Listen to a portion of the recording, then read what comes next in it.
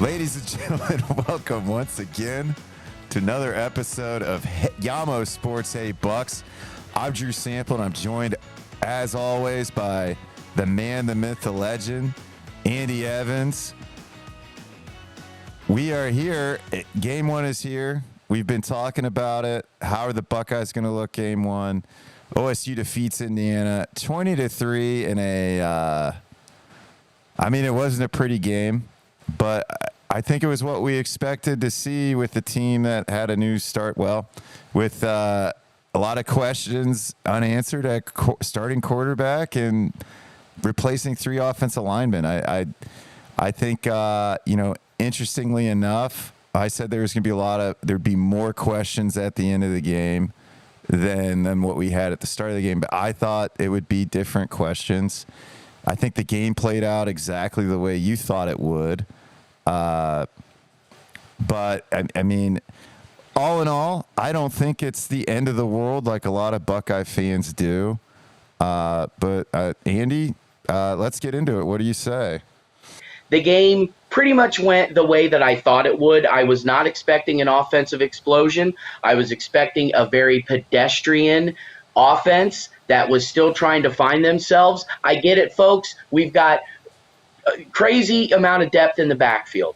We got crazy amount of depth in the receiver room. We got crazy amount of depth at tight end. Experienced depth at all three of those positions, at all of your skilled offensive positions. However, you don't have experience and depth at one of the most important positions on the field, and that's the quarterback, as well as the offensive line. And yesterday, to me, you absolutely saw an offense that's still trying to find themselves, that's still trying to build rapport and cohesion with one another. And you saw a lot of confusion, discombobulation, busted plays. Now, maybe is that because Indiana's defense is actually better than maybe we were giving them credit for? Possibly, but I'm going to defer that this was just an inexperienced offensive line still trying to find their footing, as well as a quarterback trying to find his. Yeah, I think it was a mixture of both. I think my biggest takeaways, I had a lot more. I felt a lot better at the end of the game than I did in the first half. That's for sure. Something, let's just talk. Let's get right into it with these offensive and defensive stats. The main thing, it statistically speaking, not really a dominant performance. The Buckeyes, we had 380 total yards only. I thought we would have 300 yards passing, maybe 200 yards rushing. I was thinking we would see TreVeyon Henderson just really get out there and kind of show that he was ready to come back and play. Not that he didn't, but I did notice, defense 44 on Indiana. Aaron Casey, he came up with a lot of big plays early. It seemed like he had 7 tackles, he had 9 solo tackles, 2 assisted tackles. He came to play. Indiana came to play like they always do against the Buckeyes at home. We also had there wasn't much offensively when it came. Traditionally speaking, a lot of early games, especially when you're trying to get an offense to kind of like sync and mesh, they didn't run a lot of formations, a lot of different styled plays. It was run up the middle a whole lot, short passes. I noticed with Kyle McCord, the first half, he looked nervous, rightfully so. He's playing for the Buckeyes. However, the Buckeye Nation is always expecting guys to just be amazing right off the bat. McCord was, it looked like he was only going to throw to one receiver immediately. His release was slow in the first half. He wasn't making good reads. And then, of course, I'm watching the game with like my family, and of course everyone's like, put in Devin Brown. And it's just like, don't we want this guy to actually try to develop and get some experience? We need him to make mistakes. These first 3 games are for the Buckeyes to make mistakes and to build. I mean, we didn't lose. We only gave up 3 points. We lost the turnover ratio. We did do well. I mean, we didn't have a ton of penalties. I was happy about that, but I think a lot of that was because the refs really had this attitude of let them play. I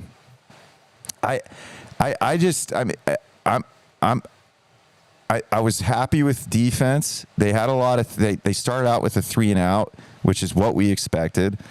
I liked seeing the Buckeyes kind of play that opening drive with the heavy run. I mean, it was, don't we want smash mouth football where we run the ball? Like, what happened to like Buckeyes criticizing Ryan Day for not being enough smash mouth football against Michigan 2 years in a row? And then as soon as we're smash mouth football, we suck. We're overrated. We're terrible. That's a stupid play. I mean, it's interesting to see.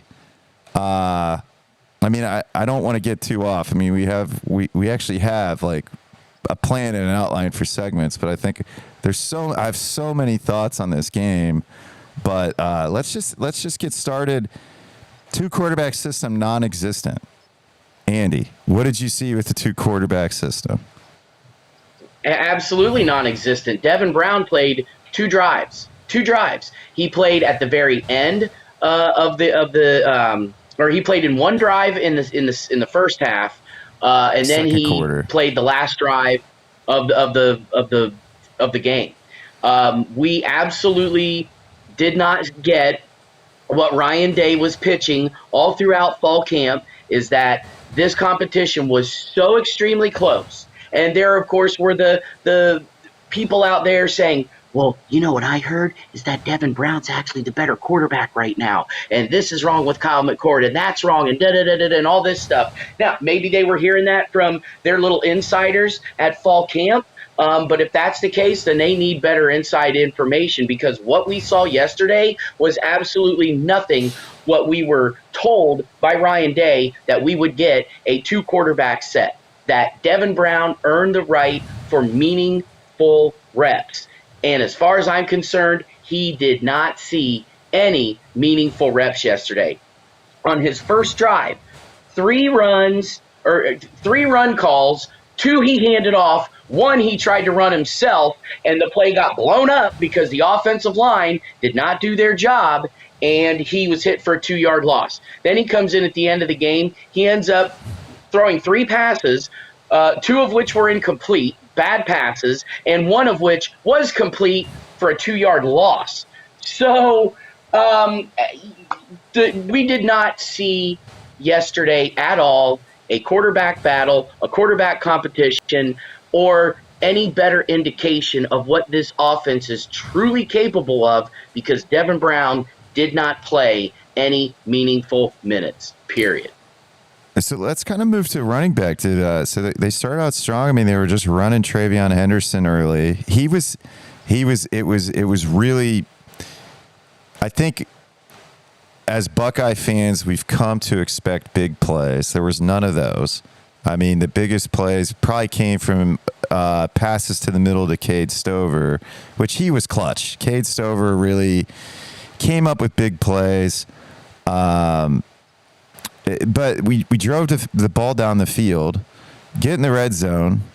We put in Mayan Williams. He gets a touchdown. Second half, it's Chip Trayanum. Did TreVeyon Henderson even play in the second half? So, yeah, here's the deal with first off the running game, and it's interesting. You mentioned at one point about shouldn't Buckeye Nation be happy because Ryan Day's finally running the ball and being physical? Well, of the let me see here, of the 67 total plays that Ohio State ran yesterday, 36 were passes and 31 were runs. So they technically still threw the ball more than they ran. But to your point, they looked pretty good running the football. Would I have considered that physical smash mouth Ohio State football? Not even close. Not me personally, at least. However, TreVeyon Henderson led the team with 12 carries. However, he was second in yards with 47 on the day. But it was DeMonte Chip Trayanum. You just mentioned him, old Chip. he was the guy that actually led the team and looked the best running the football with 57 yards on 8 carries. Williams toted it 7 times, 25 yards, had both of Ohio State's touchdowns on the afternoon. But Williams was only put in the red zone. And Williams was only primarily used when they got down close to the goal line. And then what did they do to Chip? They put him as a fullback. Yeah. Personally, I kind of thought that was a slap in the face because Chip was the guy grinding and getting some really good yards. Yeah. And then they get down to the red zone, and how do they reward him? By handing the ball off to Miyan and not Chip. So, I'm sorry, to get back, though, to your question about Travion, he did play in the second half. However, after they took a 13-3 lead with about a little over 6 minutes to play in the third quarter, he was done. He was gone after that. I think at that point, my personal opinion, the reason we saw him get yanked was because Ryan Day did not want to risk getting Travion injured behind an offensive line where Travion had a couple of plays get blown up in his face and he got walloped. So I think at that point he was like, and that's why we saw Chip as often as we did, because no offense, he's probably willing to get Chip Trayanum hurt rather than Travion and Miyan, but he still wants to reward Miyan and let him know, you my dog, but right now I'm just going to kind of let Chip take a lot of the carries behind this offensive line that is leaking like a sieve and allowing plays to get blown up. But I'm still going to hand you the rock when we get down there close, just so we can put you in the end zone and give you a stat for the game, one of the best stats to go on, right? So that is my opinion of yesterday's running game.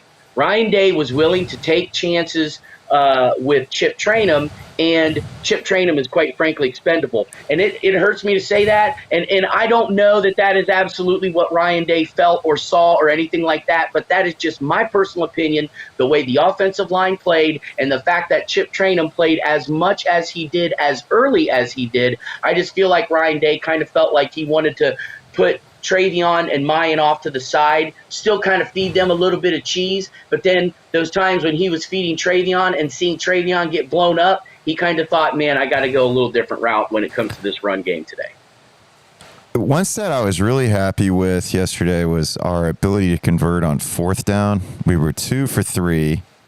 What I was unhappy with was the fact that our third down conversions were so terrible that we went for it on fourth down 3 times. I didn't see it. It just seemed like the play. I mean, the biggest thing that I think that the issue was just McCord is green. He wasn't making good reads. I think, definitely the jitters were getting to him. That was a pretty fired up Indiana stadium. I mean, the house was packed. They were there to support their team. They're playing 3 in the nation.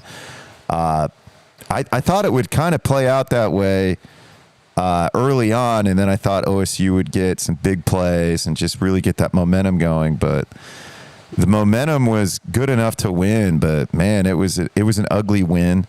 I didn't think there were a lot of design plays for even like they were having success just throwing to Cade Stover over the top and down the middle, and he would catch it and get little. I mean, it wasn't like he was making big plays, but he was doing enough to get first downs and move the ball.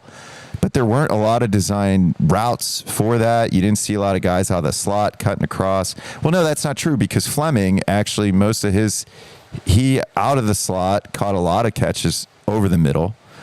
But there weren't. I mean, they just couldn't get the ball in the hands of playmakers. And then when they had the ball, even for the running backs who were the playmakers, the offensive line were getting blown up. And then maybe Indiana's guy who I can't remember his name, maybe Aaron Casey is just a stud linebacker. But it just seemed like he would always just be in the right position, and there was nobody to block him.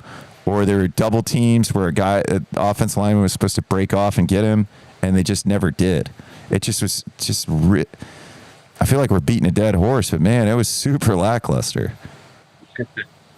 Well, yeah, I mean, let's face it. Once again, we saw an Ohio State offense that had to replace 3 offensive linemen, one of whom, Josh Simmons. Now, I heard this stat, take it or leave it for what it's worth, but supposedly last season, Josh Simmons, the new starting left tackle who transferred in from San Diego State, supposedly committed as many penalties by himself last year than Ohio State's entire starting offensive line did.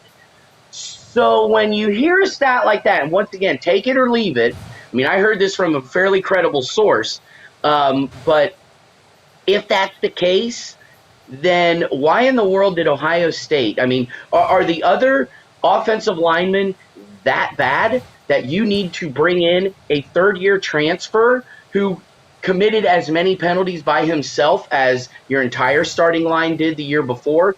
So you hear that and you think, and I'll be honest with you, Josh Simmons' play yesterday, not good. I saw him give up a lot of blocks, just Olay, come on through. And I mean, dude, Indiana's linebackers and defensive backs, defensive linemen, they were stunting, they were hitting gaps.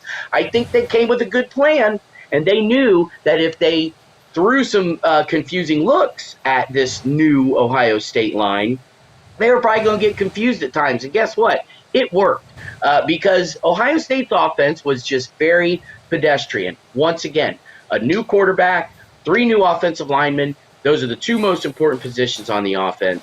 Just trying to find their way and trying to find some cohesion. That's why we found things as sloppy as we did. The run game, though, or I'm sorry, what was it that you basically said? You asked, or I'm sorry, third downs and fourth downs. Yeah, third downs. Yeah, I mean, terrible. Third down, 2 of 12. They were 2 of 12. They were 2 of 3 on fourth down, which okay, but 2 out of 12 of your third downs were converted. Yeah, that's awful. That's awful. I mean, they were at like 16%. And Indiana actually was better on third downs. They were 5 of 15, so they converted at least 1 out of every 3 at 33%. So, yeah, Ohio State very bad yesterday on third down.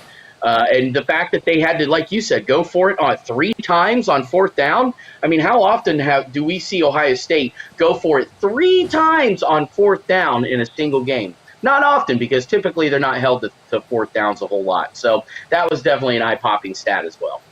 What were your takeaways from the post-game press conference with Ryan Day? Yeah, I didn't watch all of it, but the first question he was asked about, obviously, like, why didn't we really see Devin Brown play as much as what we thought we were going to see?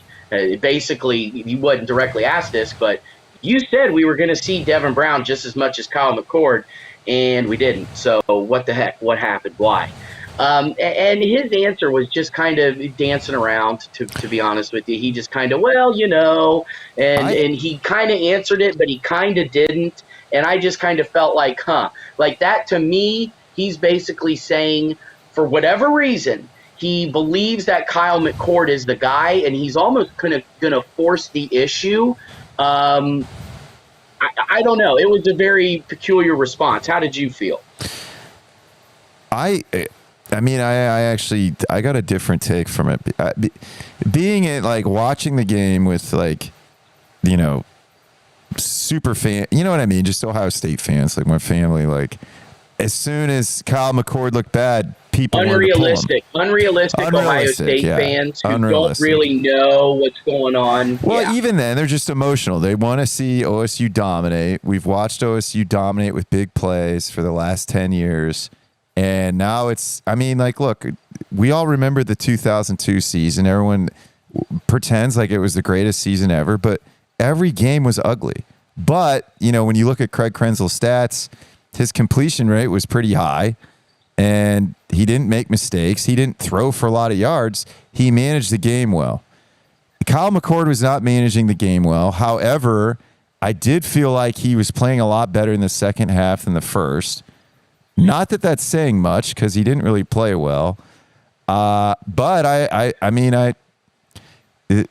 one thing that the announcer said that I actually did like was if you want to test out your quarterbacks, you got to throw the ball. And in the first half, it didn't really seem like we were throwing the ball much.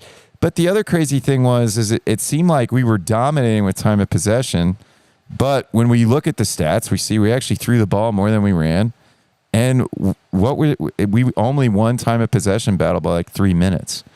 So, I mean, 3 minutes, it just wasn't, it was ugly all in all. I mean, I think Ryan Day it was the more interesting thing about what Ryan Day said towards the end of the press conference was, I thought we would have 300 yards passing, 200 yards rushing, and we would have scored 50 points. And I think I thought that too, and I think that's what most of the fan base was thinking. But it's just unrealistic.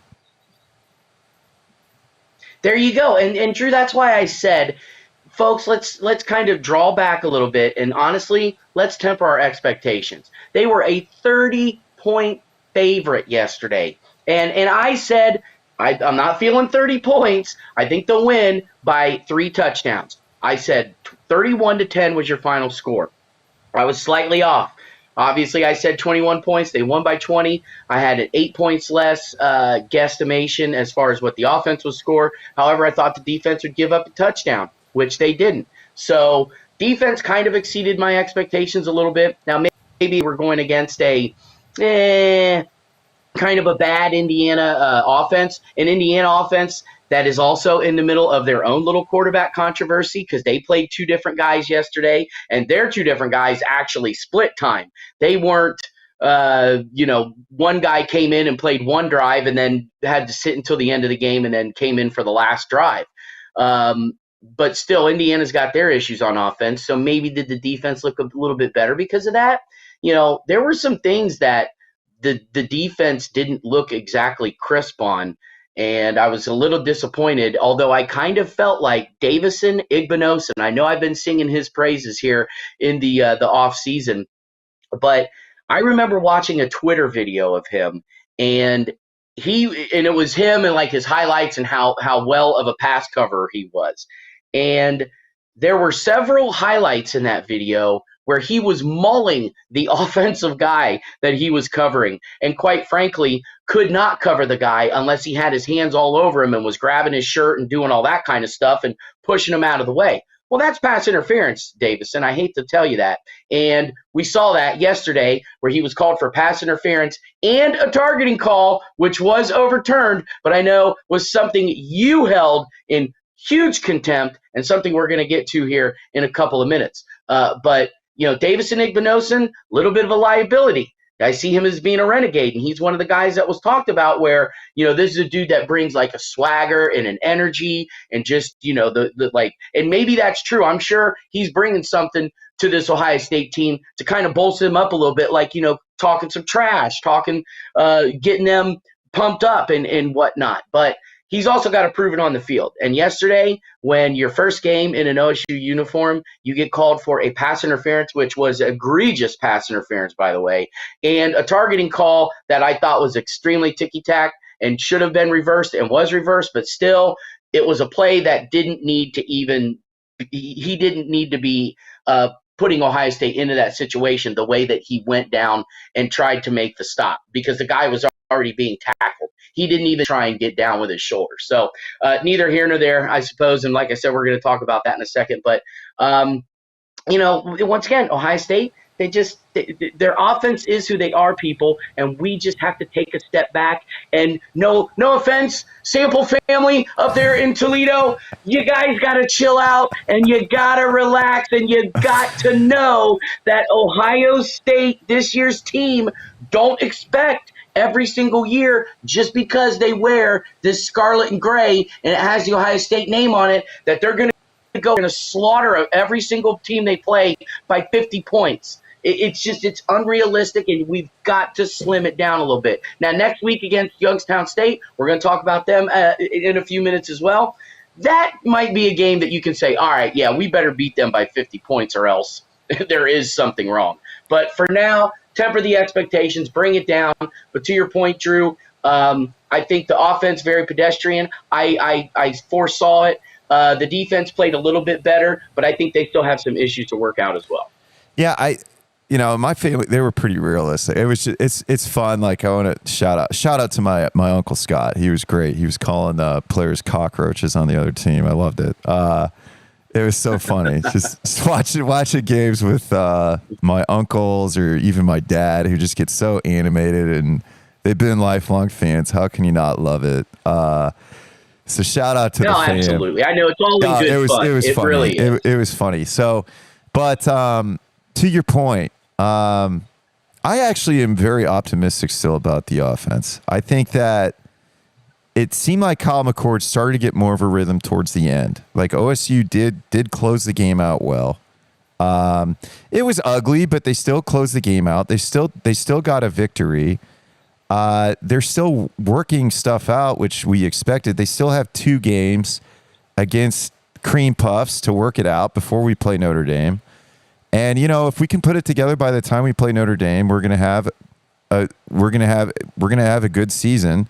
If we beat Notre Dame in an ugly fashion, we continue to beat ugly teams, every team in an ugly fashion, but we win, we're still in a good position. As long as we're winning games, it doesn't really matter. I just think, and honestly, our competition, like Michigan did not look that good against East Carolina.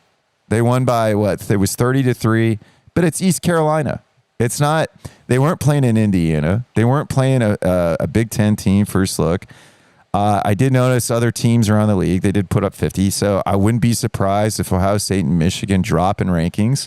And honestly, I think I think in the sample household, everybody would be happy if we actually dropped in rank, so there wouldn't be so much like hype around the Buckeyes. People can be realistic and people can be supportive. It's not going to happen. It's Ohio State. But let's transition. Let's get into these refs. You were saying some stuff about Igbinosa. I thought the Buckeyes, at first I sent you this text, boy, these refs suck. And then it was let him play. And then it was, damn, thank God it's letting him play, because the Buckeyes defense, they're doing a ton of dumb shit. Guys are clearly down and they're trying to go. And it's like, I get playing until the whistle is blown, but don't be stupid. I did like some stuff I saw on the defensive line. Indiana was running the option. Always touch the quarterback. You don't have to fucking blow his head off, or you don't have to take him out or get like a cheap penalty. But you would always see guys put hands on him like, hey, I'm here to contain you. I saw one guy touch the quarterback. Somebody hit him in the back, and then he still got up and made the play. I think they did actually call some blocks to the back. The one thing I didn't like a lot of CBS's coverage. It was like they would say they wouldn't actually show there was a flag when there was a flag. The announcers were just lackluster. But I mean, like it is what it is. I mean, we can't control that. So that was frustrating as a fan. But the refs, I had called you and talked to you about this last year. This whole targeting thing was overcalled for probably a good 6 years. And now, like, we got to the BCS games last year. We got to the big bowl games. There was a call in the Michigan game against TCU where it was targeting, or would have been traditionally called targeting. And they said, no, it's not a targeting. And I was like, okay, well, man, I feel like in games previous years, they definitely called that targeting, and it put the position, it gave teams second chances to make plays, and they did. I mean, definitely the OSU Clemson targeting, and what was that, 2019? And then last year in the game against Georgia, it was clearly targeting against Marvin Harrison Jr. with a helmet-to-helmet. They didn't call it. I saw helmet-to-helmets in the game yesterday that weren't called. So I think it's there was actually a big argument about targeting in the sample household between two of my uncles, when it's called, why it's called, and like people are trying to justify this rule. And I think the biggest issue is it's like, I think the issue is because a player gets ejected if you're called for targeting now, and you don't get to play a game. And if that call is really inconsistent, then I think it's like there needs to be more uniform. At least they reviewed the targeting call that wasn't targeting. But I don't mind the refs saying let them play. I mean, that is traditionally Big Ten. But as a fan, when you get used to seeing the game played, first you kind of say, oh, this is stupid. That's not how the refs usually call. Then you get used to them calling the game. And then when they're not making the call, you get upset about it. So I think there's a huge inconsistency. And it's not like an umpire calling strikes and balls. Umps typically will call strikes and balls. They're pretty close. But like, you'll know a pitcher, he'll say, oh, this guy, his strike zone is wide. I'm going to exploit it. If he can really just paint that plate or paint that strike zone once he sees it from the ump. But that's not how it's being called in college football. It's like either very aggressive, aggressively called by refs across the board, or they're not calling it at all. And right now we're back to the point where it's not really being called at all. And it's kind of one of those things where it's like, hey, let's not baby these players, but at the same time, like, let's call it if it's blatant and egregious. I mean, if it's a helmet to helmet, you got to call that. So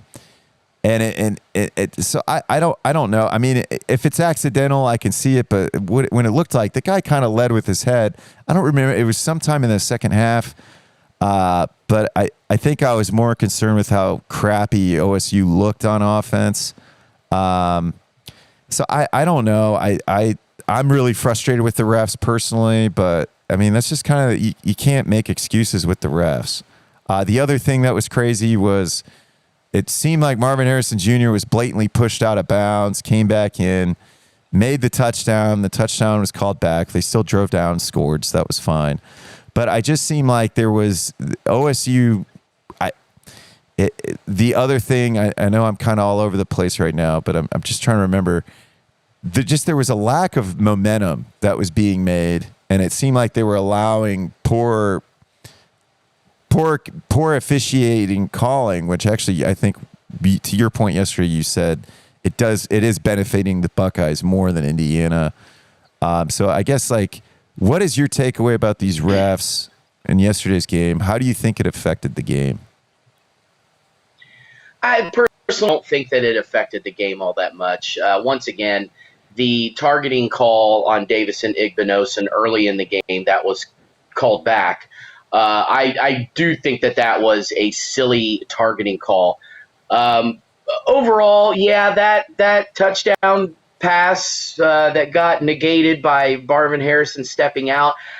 Personally, and maybe I missed it, it didn't look like he was shoved to me. Maybe the defender might have given him a slight little nudge with his hand, but it didn't appear to me that Marvin Harrison was, pushed to the point or whatever, stiff-armed off to the point that it caused him to involuntarily go out of bounds. I kind of felt like it was justified in that he stepped out pretty much on his own accord. I didn't see anything on my end. And once again, maybe I missed it.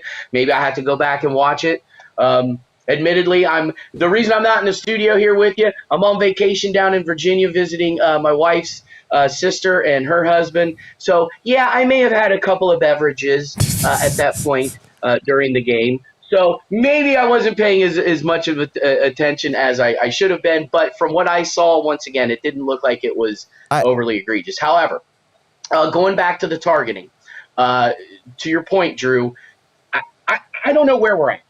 I don't know where we're at. I know what a rule book says, and, helmet to helmet, and using the crown, and dipping your head, and dipping your shoulder, and launching yourself. And we've gotten to the point now where I think even the refs are confused. They don't know what the hell targeting is because there are so many things that go into what targeting is. Then you have what you saw yesterday where Davison Igbinosun, once again, I don't think he should have been even put in that position by going down and trying to put his shoulder into a guy who was already being tackled to the ground. That's the thing where coaches have to get to these kids. And the coaches have to get to these kids and go, I know what you were taught, like, when you were growing up, like, don't let that runner advance even one extra yard. If you got to get down there and dip your shoulder and stop them from gaining that one extra yard, you do it. But when they're already being tackled to the ground, Davis and Igbinosun, just let the play go. Just let it Yeah. go, okay? Because then you can avoid the whole thing of, well, was it targeting? Was it not? Here he is going to the ground, dipping his shoulder, which for years and years and years and years and years and years and years, that's how you played football. And there wasn't any sort of, dipping of the head and launching with the shoulder and the this and the that. Just football is a violent sport, people. Okay, Yeah. it's a violent sport. You don't want your kid to play?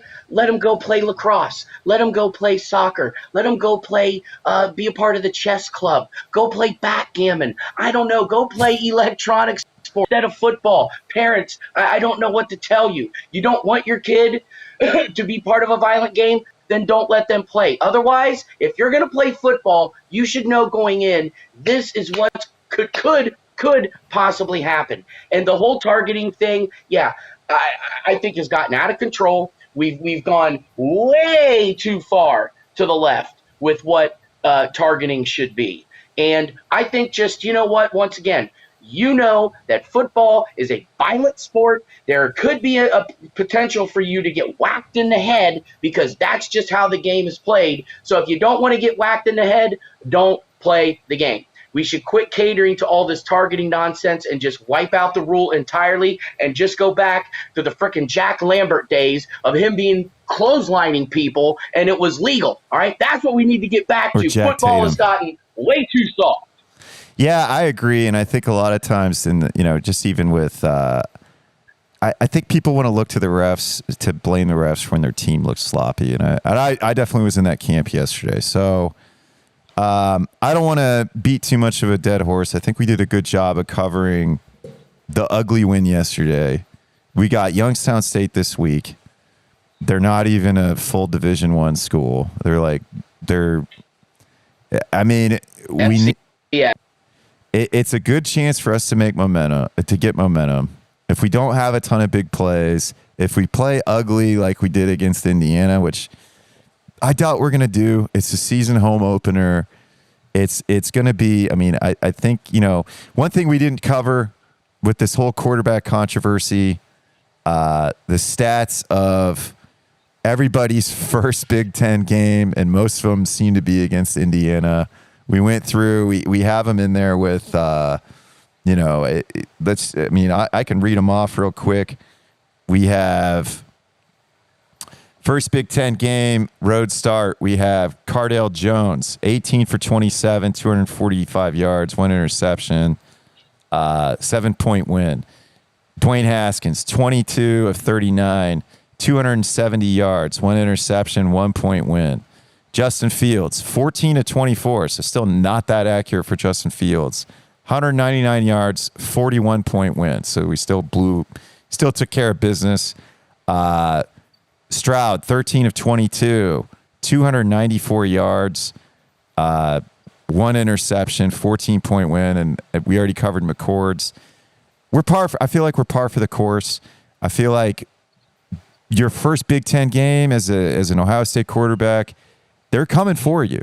I mean, everybody, they're going to stack the box. They're going to put pressure on you. You're going to get hit in the mouth. We won. We weathered the storm. We faced a lot of adversity. Hopefully, we see a lot of adjustments being made. I'm interested to see what Ryan Day says after he's watched film on Tuesday. Interested to hear from the players on Wednesday going into this week's game. Andy, what are you thinking? What are you thinking with Youngstown State? Are we going to see? Are we going to see more Devin Brown? Are we going to just stick with McCord? Let him develop. Let him get a rhythm with the wide receivers. What are you thinking we're going to see? I don't know. I honestly, I really thought we were going to see a better mix of McCord and Brown yesterday or on Saturday, and we didn't. So, we were told by Ryan Day himself out of the horse's mouth, Devin Brown earned the right for meaningful snaps, and we didn't get it. We did not get it. So going forward, like you said, I don't know. I mean, at this point, who cares what Ryan Day has to say? Yeah. I'm not, at this point, I don't even know if I'm interested in hearing what he has to say about this quarterback battle, because for a month, it's so close, it's so close, it's so close. And then when the game came, we didn't get what we were told, what was advertised. So at this point, I seriously, I don't know what to expect come Youngstown State. I would hope that Devin Brown sees more playing time, okay? And I think there was a point yesterday, even who I have been, Camp McCord, I truly believe, and still to a certain extent, believe that McCord is your starter. However, I do believe that Devin Brown needs the opportunity to prove himself, and he wasn't given that opportunity yesterday.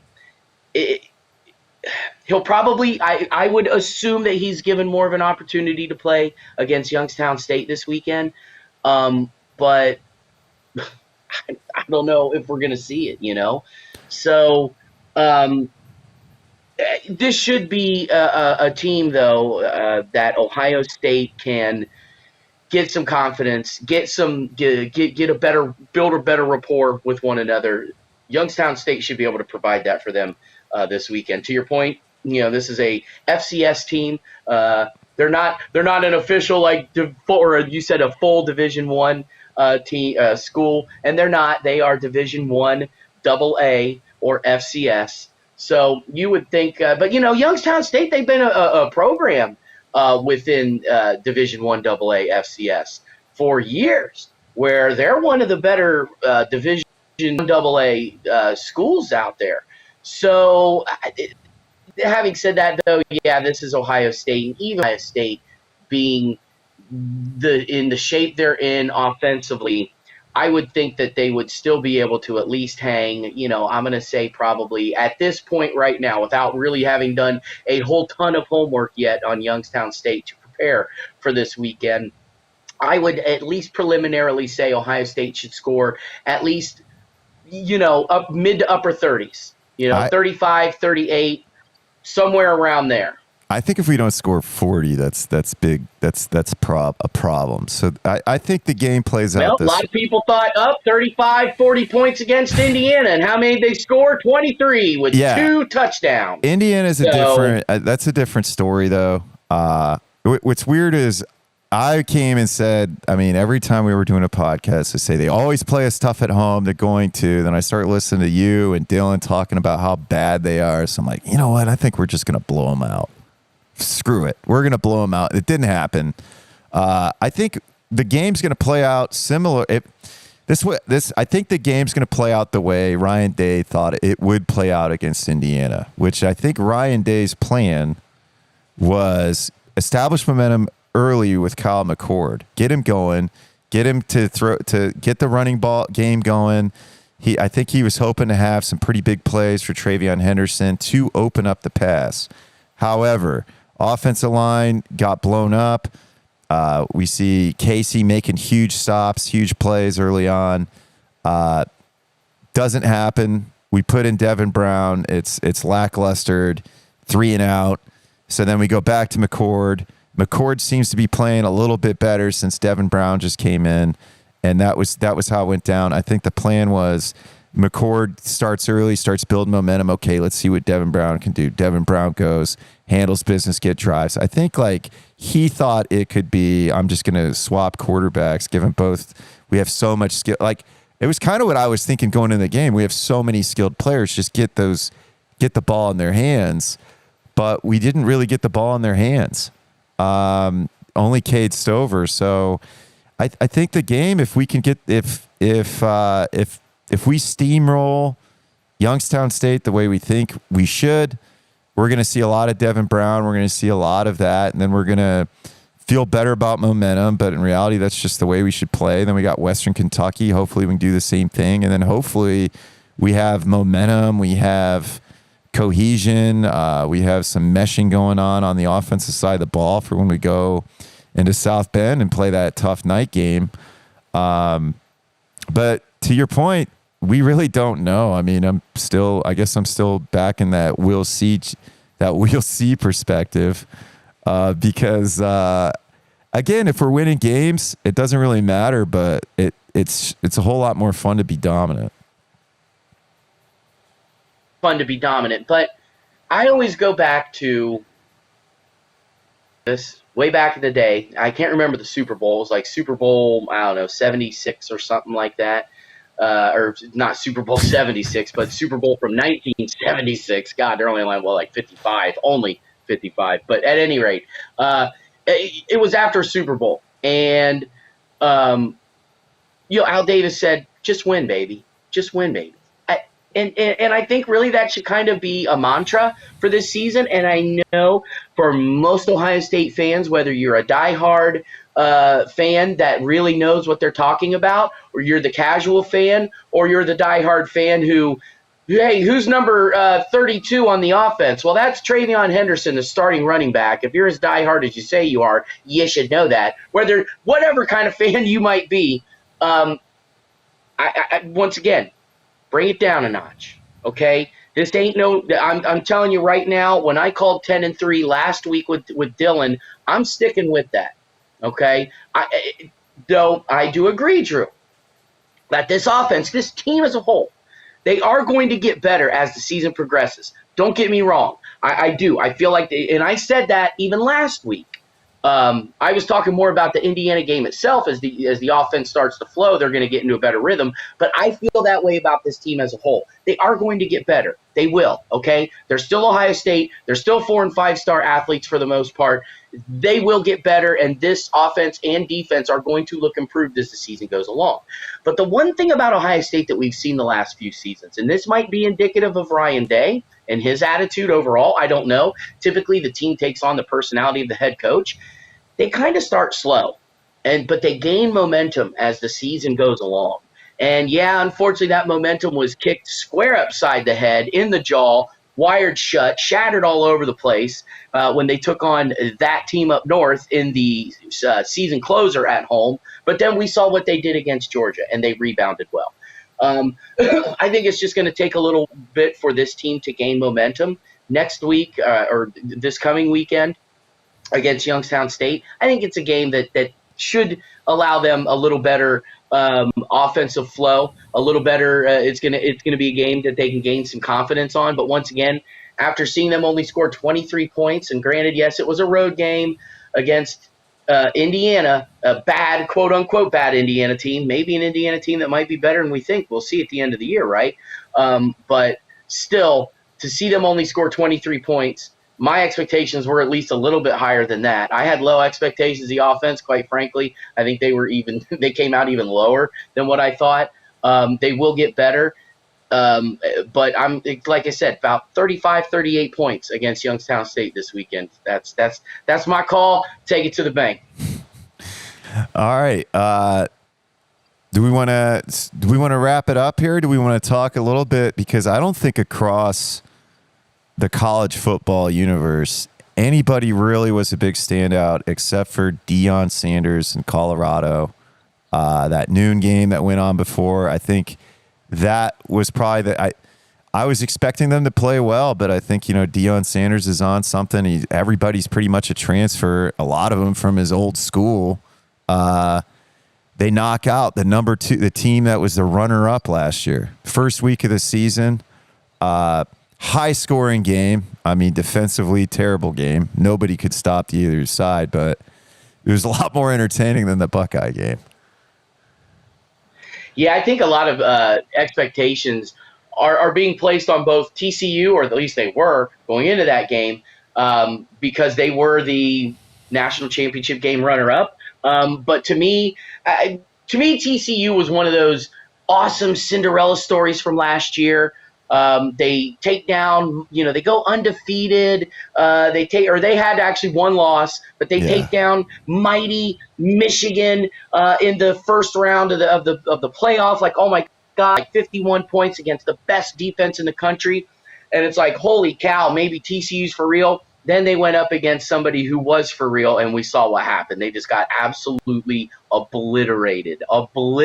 So, and of course, they don't have They don't have Max Dugan, right? He's gone, No, I I think they believe. lost most of their starters. Yeah, so I mean, this was a team that was kind of down. Like if they were going to do anything on a national level and a national perspective, it was going to be last year, and that's what they did. That's what they did, quite frankly. I mean, they had one of the best seasons that school has had in a long time. So for them to have done what they did last year, that was kind of their one opportunity. And as far as I'm concerned, they did everything and then some that they should have done.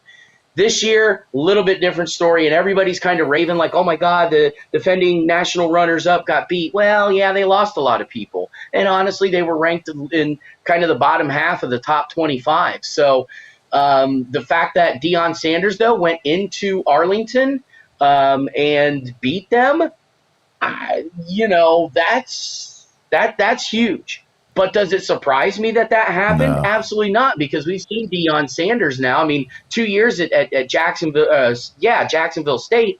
I mean, he turned them into a force, a threat, only being there a couple of seasons. Then look at what he's done now with Colorado. Expect Colorado to be a better football program moving forward as long as Deion Sanders is there. Yeah, I agree.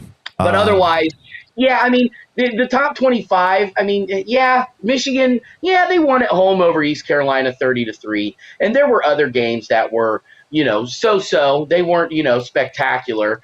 But I think that a lot of schools still looked better in their season opener than Ohio State did. Yeah, I would say so. There's a lot of teams that other big powerhouse schools have scored 75 points. And so I think like a lot of Oregon scored 81. Yeah. I think against Portland. 81. Against Portland, who I think know, is I also know. but I think like OSU fans are looking for us to put up at least 60 points against Youngstown State. And I think if we don't, we're still going to hear Fire Day. We're still going to have the dumb OSU fans that just want Ryan Day gone because he's lost to Michigan 2 years in a row. So we'll see what happens. I'm still sticking in that. I think we'll have to have some "Hey Bucks, we'll see" T-shirts made. The Drew Sample take of riding the fence. We'll see. So, but I think we can kind of wrap it here. All in all, both of us super disappointed with the Buckeyes. No questions really answered. I mean, I was happy about defense. None of the questions were really answered though. And we're just going to have to see where the season takes us, man. We won, which is good. Yeah. We won by 20 points, which is good. We didn't allow the other team to pay themselves, get in the end zone. They got one field goal. So we came up with big stops, a lot of bend but don't break on the defensive side of the ball. But yeah, I think I'm thinking OSU.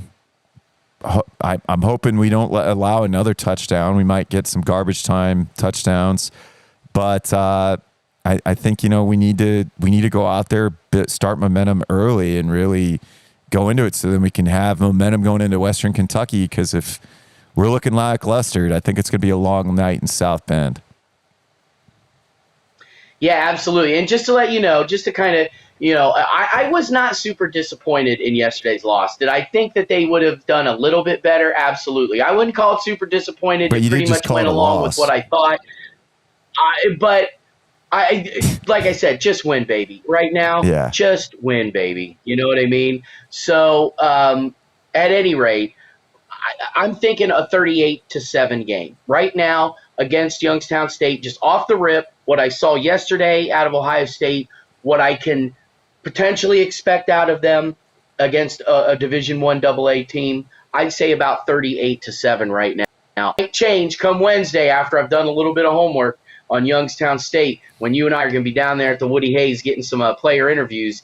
But otherwise, I think they should be able to score at least a little bit more against Youngstown State. But I could see, Youngstown State kind of getting some weird garbage touchdown near the end of the game, like against Ohio State's second team or something like that. So. Absolutely. Well, everybody, thanks for tuning into another episode. Follow us both on Twitter, and then check out There's going to be our videos are going to go on both Columbus Wired and Yamo Sports, so check them out. We'll be there.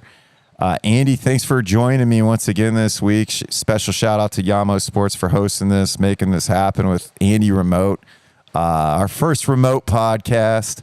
I think it was a pretty good job. Next time we'll have it a little bit cleaner. I think I was a little lackluster without Andy's sheet that he always gives me to sound smarter than I am when I'm on this microphone. So, but guys, thanks for tuning in, and we're looking forward to bringing you guys more coverage and content here soon.